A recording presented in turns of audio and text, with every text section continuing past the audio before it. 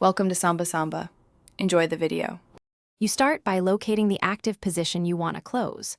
Log in and open the trade or position screen, then select that specific instrument. Once done, check position size, entry price, stop loss, and current market price so you know your exposure. Make sure you have sufficient margin and no pending margin calls. This prevents forced closure.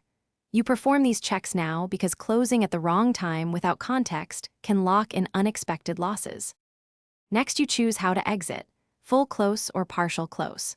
Tap close on the position or select close partial and enter the quantity if you want to leave a portion open.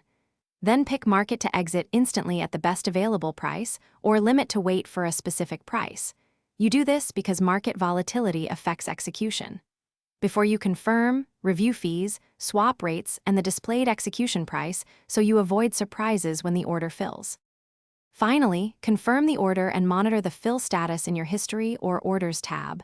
Record the executed price and resulting P/L for your records. If a limit order remains unfilled, adjust the limit price closer to market or switch to market to force exit. Do this when time is critical. If you see errors, inconsistent balances, or transaction failures, capture screenshots and open a support ticket, providing ID and timestamp speed.